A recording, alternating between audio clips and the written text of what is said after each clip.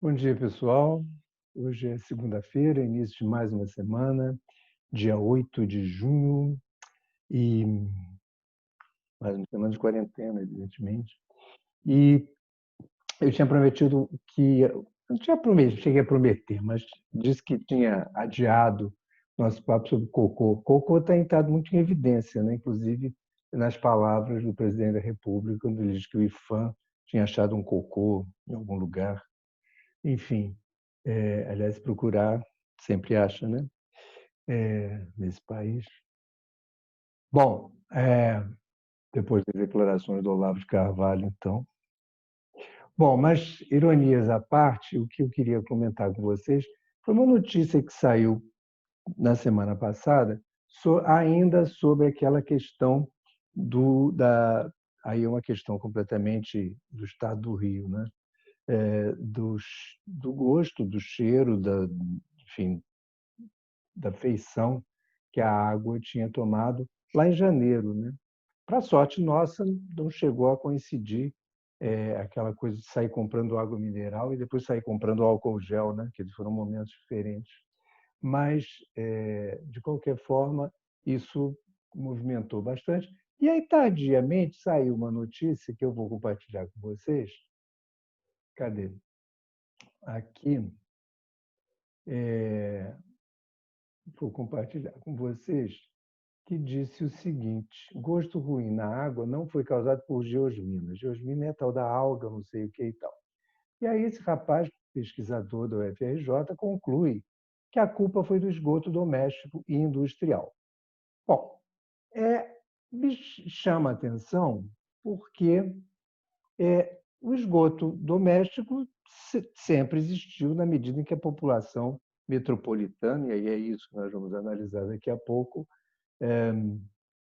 existe, né? E o cocô da região metropolitana igualmente, né? Supõe-se que em descargas diárias pode variar de domicílio para domicílio, mas como região ele está sempre ali, né? Então isso não causaria exatamente um episódio de mau cheiro, de poluição, etc. E o esgoto industrial, que é mesmo o distrito industrial que existe por ali, que é o distrito industrial de Queimados, que já se chamou Distrito Industrial de Nova Iguaçu, quando o distrito de Queimados fazia parte do município de Nova Iguaçu, existe também pelo menos há 40 anos. Eu conheço ele desde o tempo que eu trabalhava na Fundrem, lá nos anos 70. Então, aí sim, pode ter havido um despejo acidental que foi abafado, né? Se houve, ninguém falou nisso, né? Em geral, é algo que se sabe. Não aconteceu. Bom, então achei estranho esse, esse, essa notícia e no mesmo dia, isso foi no dia 5 de junho, no mesmo dia 5 de junho, aí no mesmo Globo, mas na coluna do Anselmo, sai o seguinte: os lucros da SEDAI. Neste período de pandemia, o Wilson Witzel, que é o governador do estado, pediu socorro à SEDAI para compor o caixa. Como o Estado do Rio é acionista majoritário da empresa, resgatou algo em torno de 120 milhões dos lucros e dividendos registrados pela concessionária. No mesmo dia, no mesmo jornal, temos notícias em que esse estado de precariedade sanitária nos é apresentado, esgoto doméstico, que é algo que típico do mundo subdesenvolvido, e, ao mesmo tempo, esta empresa responsável por água e esgoto, o A de SEDAI é água, e o segundo é de esgoto, a Companhia Estadual de Águas e Esgoto. Bom, SEDAI. Então, 120 milhões de lucro que o governador, porque o governo do estado é o maior acionista, resgata. Bom, aí eu vou pedir permissão a vocês de mostrar uma outra coisa, um trabalhinho que eu fiz, até para o governo do estado também, para o plano metropolitano que foi feito lá, estruturas urbanas fluminenses. 2010, na verdade, eu fiz em 2018, mas eu uso os dados do censo de 2010. Então, aí eu crio uma estrutura teórica chamada estruturas urbanas, e que são esses aglomerados urbanos pelo mapa do Estado, diferentes estruturas, e eu digo que essas estruturas assimilam 98% de todo o crescimento populacional, todo o incremento populacional do Estado se dá nessas estruturas urbanas e 2%, então, de uma maneira pulverizada. Bom, aí eu chamo a atenção para a Baixada de Jacarepaguá, que inclui a Barra da Tijuca, e a Zona Oeste, que já conhecemos, com os distritos dos municípios que concorrem para a Bacia de Sepetiba. Vamos embora ver. Então, a primeira assimilou 14% e a segunda 11%. 14 mais 11, 25%, ou seja, um quarto do crescimento populacional do Estado se dá nessa região aqui. Baixada de Jacarepaguá e Barra da Tijuca, mas aí drena para o Oceano Atlântico direto. E esse pessoal todo aqui, de Bangu até Sepetiba, e o pessoal de Nova Iguaçu, blá, blá, blá, blá, que também, eventualmente, drene para cá. Então, Baía de Sepetiba é isso aqui. Embora seja grandioso, não é muito problemático, porque a tomada d'água do Guandu está aqui, mais ou menos. Mas aí nós temos esses 3 municípios, olha aqui.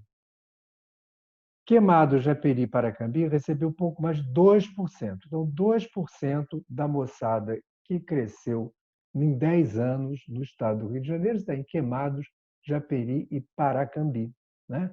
Que são 3 municípios que a gente não costuma nem muito falar.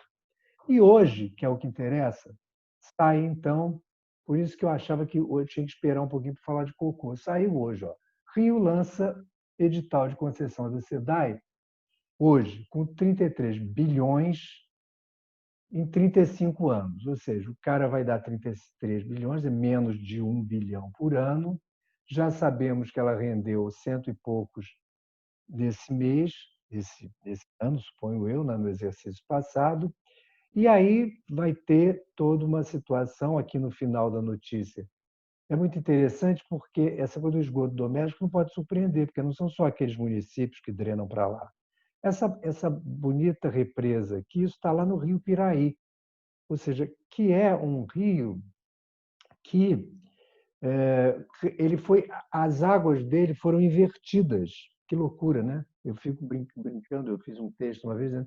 Eu fico imaginando os peixes do Rio Piraí que iam para lá e um belo dia eles passaram a vir para cá, porque no que barraram, passaram a bombear as águas do Rio Piraí e jogar lá de cima, a partir dessa represa, no Rio Guandu. Então, a gente quer tomada d'água no Rio Guandu, mas, na verdade, a gente está tomando água do Rio Paraíba. Ou seja, cocô de São Paulo, se for jogado em natura, vai terminar aqui também. Mas isso tudo para contar esse episódio, mas também para chegar no edital que diz que vai ter. Então, há uma consulta pública, eu gosto muito de conversar com vocês sobre consulta pública, e aí eu fui lá, corrigi um pouquinho, estou ficando esperto com essa coisa, corrigi um pouquinho o endereço, faltava uma barra, e aí, se vocês quiserem, na verdade, é www.rj.gov.br, aí entra a barra, consulta pública, etc. Aí vai aparecer isso aqui, e aí é ótimo, porque parece uma coisa de filme pornográfico, pelo tamanho de X que tem aqui. XX de maio, como sabemos, maio acabou uns 10 dias atrás, na página XX, e o processo também é XXX. Esse é muito pornográfico mesmo. E aí você clica aqui e vai o quê? Fazer um looping. Bom, vai fazer um looping, aí diz que vai fazer a concessão, etc. Vou passar um pouquinho dos 8 hein, hoje. Os respectivos anexos, contrato, etc. Plano metropolitano de abastecimento e esgotamento sanitário, etc, etc. Tudo isso vai estar aqui. E aí tem até uma English version, click here, mas se você clicar, volta aqui para cima. Enfim, então é algo que está aberto, mas ainda não está aberto, né? E aí eu proponho que vocês vão acompanhando. Eu já vi que as audiências serão em julho, pode ser que até lá a gente consiga sair de casa, ou teremos mais uma audiência pública para acompanhar aqui do computador, e assim ficamos hoje com esse mais um capítulo do desmonte do Estado, esse Estado que se mostrou completamente inoperante, quando não genocida, assassino irresponsável, para dizer o mínimo, embora genocídio não tenha nada de mínimo, né? Mas podia ser pior, entrar com palavrões, né? Já que está na moda. Enfim, liberaram, né? Liturgia do Pago acabou tudo. Enfim, então eu vou ficar por aqui, já com meus 10 minutos, avancei na paciência de vocês completamente, mas é começo da semana e eu já tenho um tempo aí do último vídeo. Então, esse é um assunto importante, enfim, é a descarga.